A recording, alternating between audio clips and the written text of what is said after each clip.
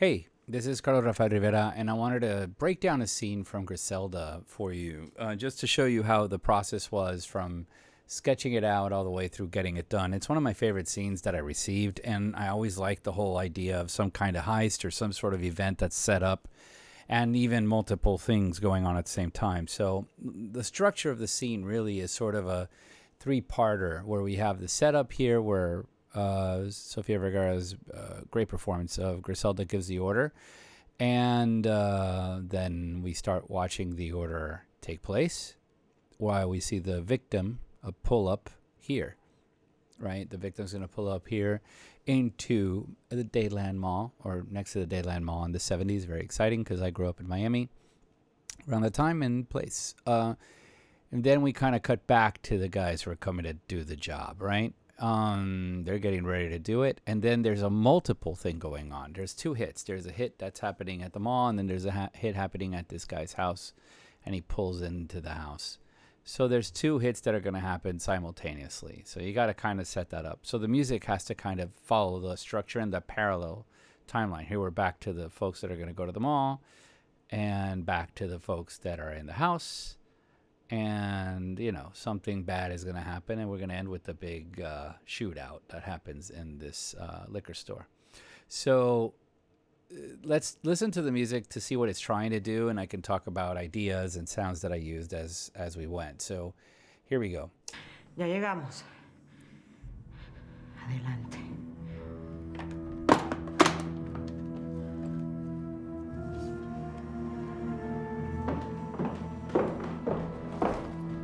¿Quién es esta gente? Deben ser los dueños de la casa. Digo, Chucho. Darío ya salió. Váyanse.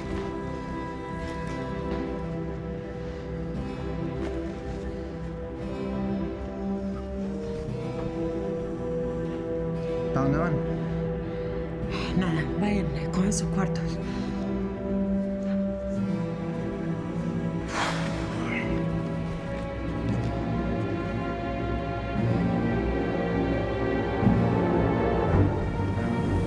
So right there, that was the setup for the thing, right? That's going to happen here, starting in this moment, right?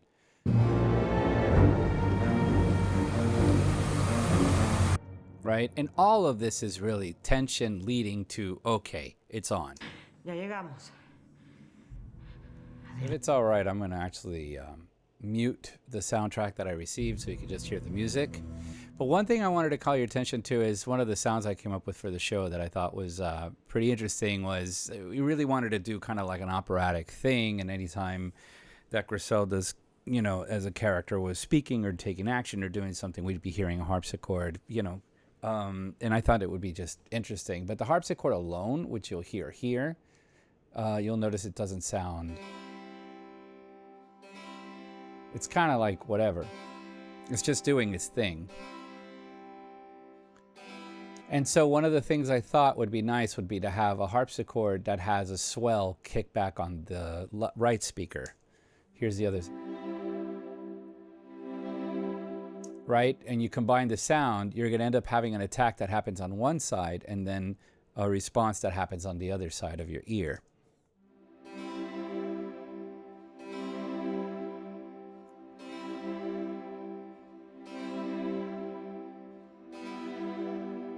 So that's pretty cool. I thought that was like one of the sounds that really became kind of like the sound of the show, I think. And then to say nothing of the setup, that's all these sort of notes. Here.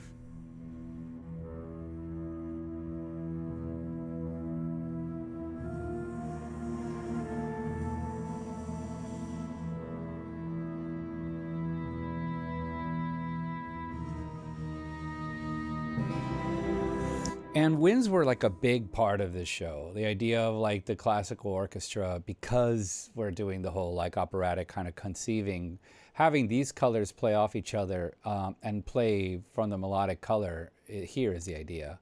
Here you hear the alto flute. English horn.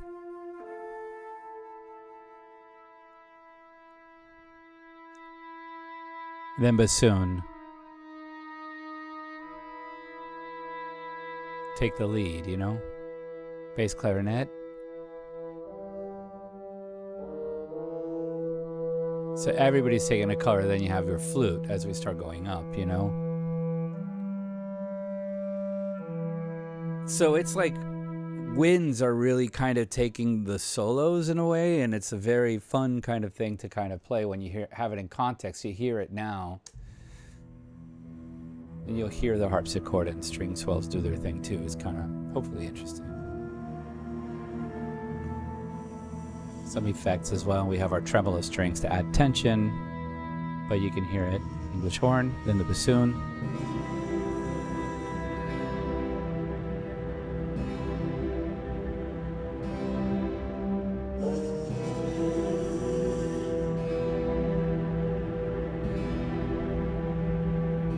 C bass clarinet, then you have the flute, and then you go to the next section.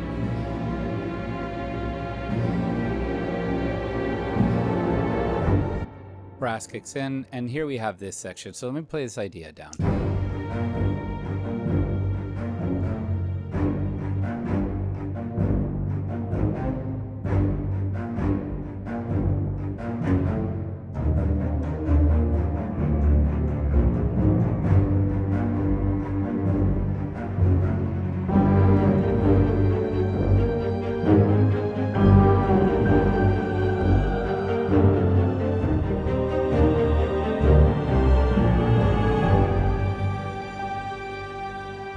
And I stopped here, which is the whole idea was to kind of set up for the, you know, from the point of view now of the people that are going to do the job. This whole thing is they're just their car arriving and walking in. So it's all good until that, oh man. So this section is just really more tension. And again, winds are playing a pretty big role. When you hear the contrabassoons playing its part, it's like, right, along with the tuba, it starts to sound pretty powerful. Right, and then you have your contrabass doing pizzicato, I think, Celli. And what's nice is to have the color play that you have a musical idea that's happening, and it's like the Celli is doing not exactly the contrabassoon. Like, this is what the Celli's doing here. Right, but when you have it complemented with a different color, and you actually add like the contrabassoon doing this only. Bum bum, bum bum, instead of bum, bum bum bum, we're together. It gets kind of boring-ish, so it is kind of like a nice way to do it. And even a simpler thing is happening in the tuba. So you have three colors really that are making this. And same with the contrabass here.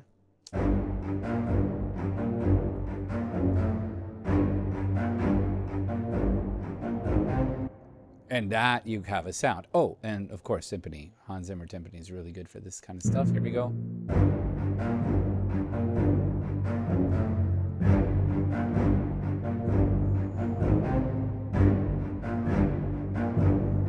So in order to kind of increase the danger that's happening, let me get rid of the solo here. You can actually see.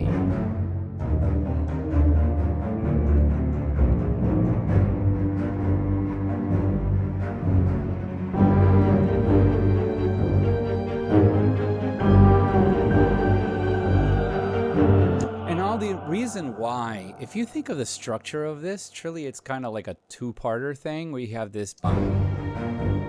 This is part one, right? Dun dun dun dun dun dun dun dun dun dun bum bum bum bum bum. And here's the second part, and it gets bigger, right? Nothing really is happening in picture, but we actually have to mark the van. Meaning it's going to come on frame and we don't read it. The only thing that can help me is by adding something. Even though the structure doesn't change, I don't have to wait or extend anything. I'm going to just wait for this to come in. Watch. There's the van. But now the voices are really going to help. Watch, the van is here.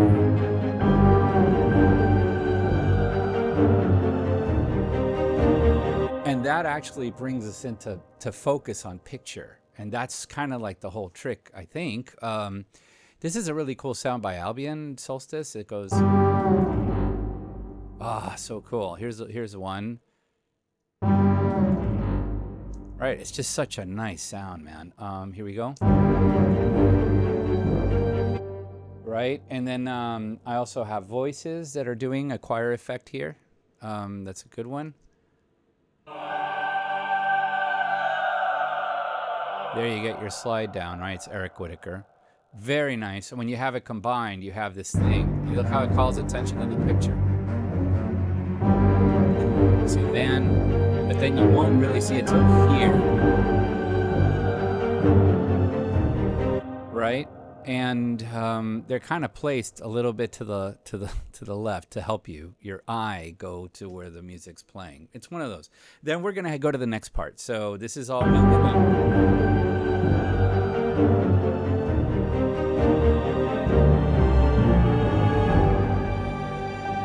okay.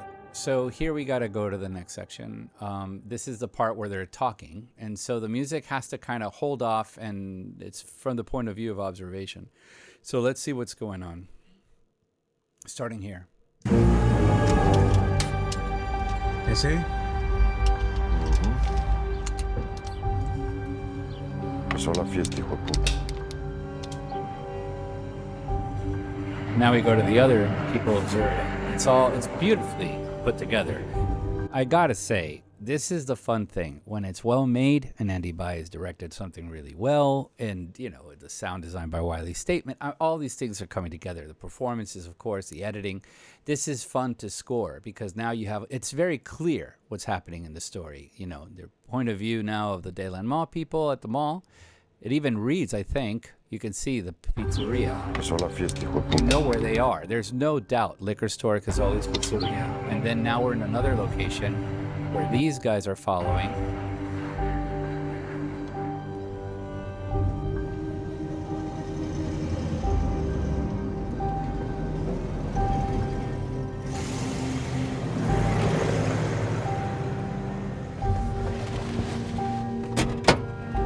And now I went with the door closing. I'm not a big fan to kind of hit things when sounds happen, but this one made perfect sense to do it because action's starting here. Right, so I don't think I have to explain much more than this is just a tension thing. And the sound is a very nice Albion sound that adds tension, that's growing. A lot of wind in that sound, right? And I really like the British Drama Toolkit strings that are kind of like adding this. Right?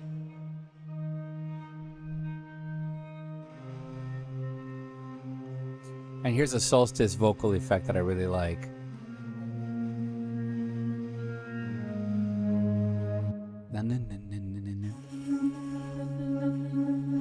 Oh, I love it so much. Okay, but when you have it, it just colors up all of this tension.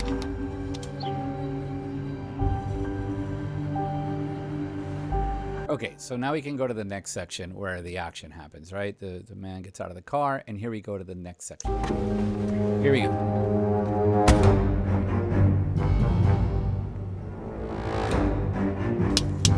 Acá no sale nadie con vida, ¿oyeron?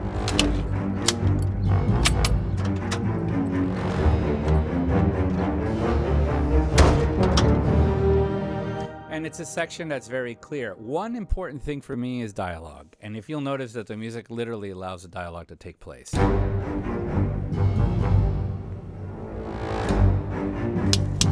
Acá no sale nadie con vida, ¿oyeron? See, it stops right over. It's not dum dum dum while he's talking. Plus, it's in his vocal register, so you don't want to be doing that.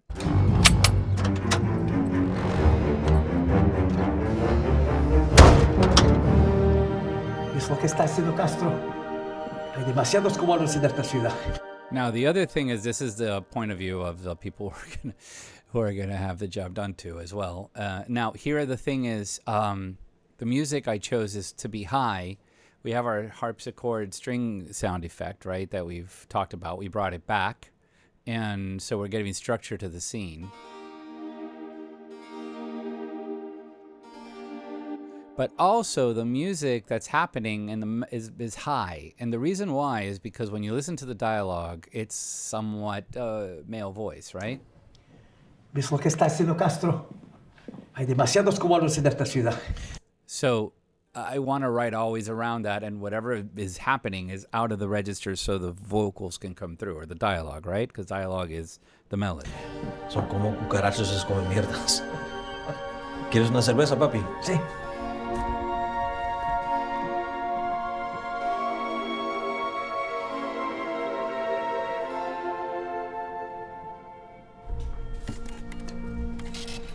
So real tension builds here, right? From one side to the other. And one of the effects I ended up using was something that I used when I wrote another scene, and this you guys can use as an idea, is have this sort of...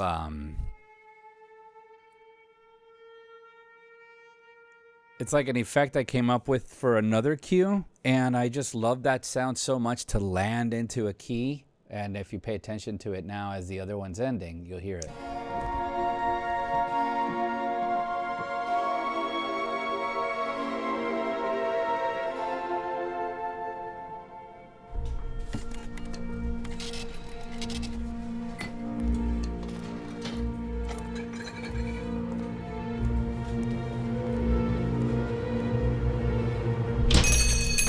Dale para allá. And then, so one of the interesting things is that this part is just tension building, you know? So this is one of those scenes that was actually...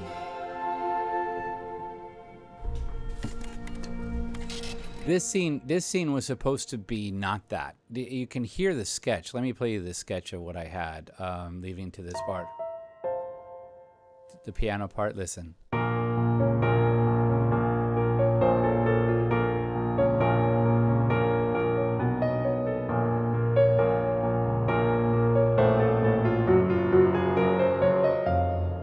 Now, what happened was that I actually had a full version of this because it's massive. It's leading the final tension, the payoff, the walk-up, man. This is, you know, big deal. But what happened was that what follows is guns and loud noises and a lot of disaster and very dramatic things happening. So in a way, it was better, and it was a directorial call. The director said, how about we just kind of just like chill a little bit and to be inside so that when the gun shooting stuff happens, it's a lot more powerful. It's a great call, actually. But you can hear what I originally did was the summation of this whole cue, you know, from the sketch to... But this is what you get. You don't get that. No one does. But the director gets what they want.